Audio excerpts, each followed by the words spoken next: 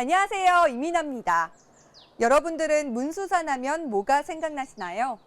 저는 불교의 문수보살이 생각나는데요. 문수산은 영축산, 청량산이라고 불린 적도 있습니다. 모두 불교와 연관된 이름인데요. 경주의 남산만큼이나 신라불교의 성지로 알려진 문수산, 그 현장 속으로 함께 가보시죠.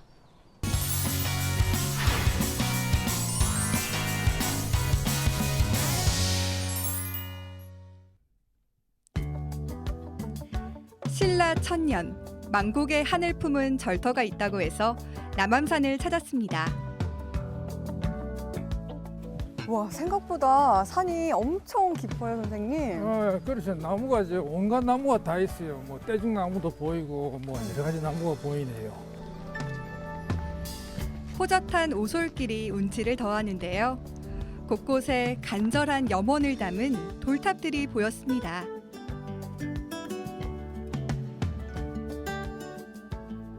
산 군데군데 꼭 이렇게 돌 쌓아놓은 곳이 있잖아요. 요 잠시 요 탑을 한번 보고 갑시다. 네. 그 우리가 이 법화경에 따르면 모범 연화경에 따르면 이 탑을 쌓는 행위만으로도 극락에 간다. 그래서 우리가 이 산에 가면 이래 탑을 많이 볼 돌탑을 보잖아요. 그래서 우리가 그 참 중요한 게 이런 탑 쌓는 것만으로도 서민들도 누구나 다 극락에 간다. 그래서 우리가 그 항상 이래 탑을 가면 이래 뭐 쌓고 또 빌고 이게 참 우리 어떤 불교의 그 고유한 그런 뭐 전통이고 참 좋은 점이라고 할 수도 있겠죠. 이곳이 신라의 마지막 왕 경순왕 때 만들어진 사찰이 있던 자리입니다.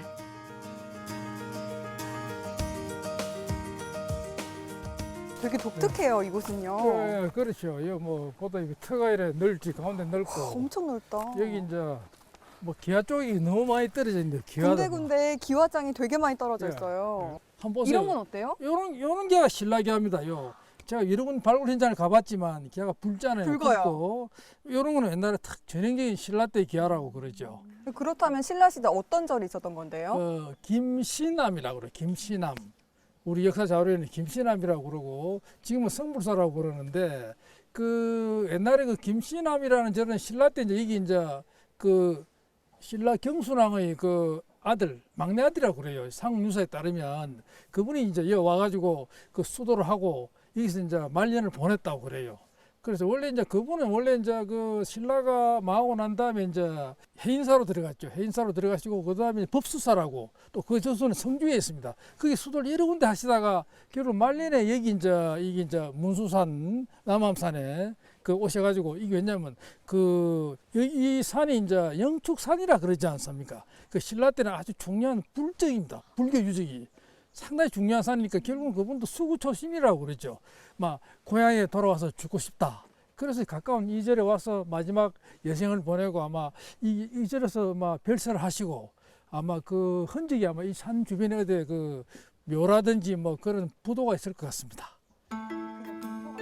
만국의 왕자는 이곳에서 무엇을 빌었을까요? 깨진 수조와 석조물들이 신라 마지막 왕자의 슬픔을 대변하고 있습니다.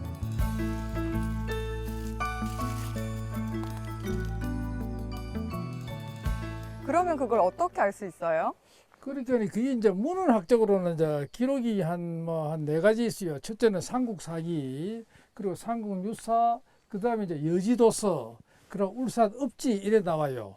그래서 많이 이제 나와 있네요. 그런데 이제 삼국사기는 이제 그 마이를 입고 삼배옷을 입고 금강산으로 갔다고 이래 나오죠. 나오고 그 다음에 그 우리가 그 삼국유사에는 이제 이 범공이 나와요. 그래서 삼국유사에는 범공밖에 안 나와요. 마이태자라는 분 이름이 확실히 나오지 않고 그냥 확실한 거는 범공. 그 아들을 범공이 이제 절에 들어가 스님이 되었다. 그래 중요한 거는 뭐냐? 이 구전입니다. 구전. 이 마을 주변에 쭉 얘기가 내려와요. 그래서 그 신라 때 그 경순의 아들이 이 스님한테 수도했다는 거 있잖아요. 그래서 사람들이 이제 그래서 와본 거지. 진짜 가보니까 온 신라 이야기가 막 쫙 흩어져 있고 그 신라 유적 저 전에 오는 저 뭐 수조도 있고 그다음 여러 흔적이 이제 민자방어도 있잖아요. 오래된 흔적이 있으니까 야 여기 틀림없다. 그 우리가 그 역사라는 게 기록만 있는 게 아니다. 이래 전해오는 얘기도 참 중요합니다. 그래서 모든 걸 다 기록할 수 없으니까 그런 면에서 볼 때는 참 이곳이 틀림없는 그 번공대사의 흔적이고 또 저 아래 가면 우리가 저 김신대라고 있잖아요. 지금은 검선대라고 또 새기나 도로에다 새겨놨는데 그것을 볼 때 또 확인되는 겁니다. 지금 옛날에 경순왕이 와서 제를 지냈다고 그러는데 실제 보면 그런 제를 지낼 수가 있거든요. 그래서 옛날에 영축산에 가장 신라시대 통치자를 신성한 영축산에 여기 있는 저 문수사가 있고 지금 옛날에 이제 그 낭제사의 절이고 요거는 이제 번공대사의 절이고 그다음에 뭐 마해사도 있고 청송사도 있고 영축사도 있고 그다음에 이쪽에 이제 이런이 길이 옛날에 이제 그 서라벌에서 부산 쪽으로 동네 쪽으로 가는 길입니다. 길 옆에 계절이 있고 그 이런 흔적으로 볼 적에는 여기가 틀림없는 자치임에 틀림없다. 뭐 그렇게 얘기할 수 있는 겁니다. 문수산엔 신라불교가 도입된 초기에 세워진 오래된 절도 있습니다. 저희가 되게 높이까지 올라왔는데 길이 잘 닦여 있어서 오기 참 편한 것 같아요. 네, 그렇죠. 선생님 경치 너무 좋죠. 아, 예, 그렇죠. 이거 다 보이잖아요. 저 보면 밑에 온 울산이 다 보입니다. 어이구야, 야, 뭐. 조심하세요. 야, 야, 뭐 괜찮아요. 난간이고, 예, 나무가 이래 우거지고, 저 보면 저 못 보이잖아요. 뭐 두연지인데, 네. 저게 우리나라 한반도 모양이라.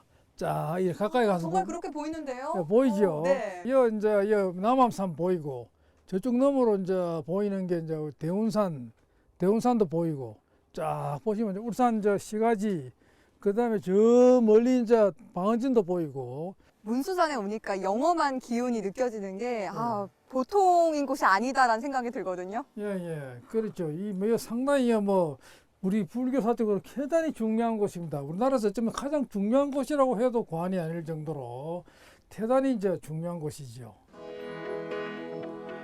산 정상 부분 가파른 절벽에 아슬아슬하게 자리 잡고 있는데요.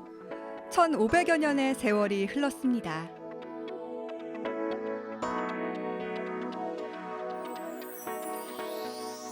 아니 현판에 왜 문수산 문수암이 아니라 청량산 문수암이라고 적혀 있는 거예요? 그 왜 그러냐니까네. 이 청량산하고 관련이 깊어요. 그래서 이게 삼국유사 기 낭지성은 보현수 편을 보면 그 낭지대사라는 분이 이 절에 계시면서 저기 이제 이제 구름을 타고 성운입니다. 구름 타고 중국의 산서성에 이제 청량산에까지 내항을 했어요. 중국의 불교 성지입니다. 성지에 가가지고 거기서 여러 중국 스님들 만나가지고 이제 뭐 이렇게 공부를 하고 하는데 어느 날 이제 절의 주지가 중국의 큰 절의 주지 산서성 청량산에서 나무가지를 가져오느라 자기 있는 곳에 오느라 그렇게 얘기를 했어요. 그래서 이 낭지대사가 여 와가지고 형목이라고 붉은 나무라 그랬어요. 가지를 들고 중국 가니까 그거는 이제 사람들이 이제 중국 스님들이 큰 스님 보고 이거는 서천축과 서인도와 해동에 그러니까 우리나라에만 자라는 나무다. 해동에 나무다. 그래서 이거는 틀림없이 해동에 있는 스님이 와 계시다. 이래가지고 이제 그래서 이분이 이제 중국과 이렇게 구름을 타고 내항을 하면서 그때 이제 청량산에 내항했기 때문에 그 사실을 너무도 이 절이 잘 알기 때문에 이게 청량산이라고 이렇게 표시를 했고. 원효대사의 스승이었던 낭지대사. 그가 머물렀던 곳이 이곳 형모감 터인데요. 멀리 당나라까지 알려질 정도로 당대의 고승이었습니다. 이게 명부전입니다. 명부전이라고 되어 있는데 이게 이제 가장 오래된 이 절의 이제 건물이죠. 법당입니다. 그래서 이게 이제 우리 낭지대사 맨 처음에 이제 이 절에서 주석한 낭지대사가 바로 여기서 법화경을 이제 여러 사람들 설파를 했어요. 그래서 그 당시에 이제 이 밑에 저 아래 있는 울산 사람들이 많이 올라와서 이제 설법을 듣고 했던 바로 그 자리가 바로 이 건물이 있는 바로 여기 요 터입니다. 그래서 참 오래된 곳이죠. 명부전이라. 그래서 옛날에 이 뒤에 건물은 다 나중에 생겼어요. 그래서 이곳이야말로 이제 보면 우리가 뒤에 바위가 있잖아요. 이 바위절입니다. 뒤에 바위 절벽이 쭉 있어가지고 요 자리가 뭐 틀림없는 자리라고 이래 보아지고 그래서 그 당시 신라 때 이제 우리가 가장 오랜 절이다. 즉 이차돈이가 순교를 한 그 해에 바로 이 법당을 열었다는 것이 바로 이 법당이 됩니다. 신라불교의 시작과 함께 들어선 절. 문수사의 오랜 연륜을 유추해 볼 수 있습니다.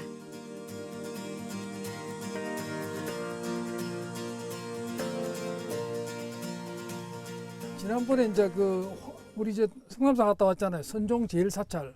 요 절은 이제 우리 화엄 제일 사찰, 최초 사찰이라고 할 수 있어요. 왜냐면 옛날에 우리가 삼국유사를 보면 이제 헌법에 원종 헌법 염총멸신구조를 보면 그때 이제 이차돈이 순교하던 해 527년입니다. 그 해에 여기에 절이 생겼어요.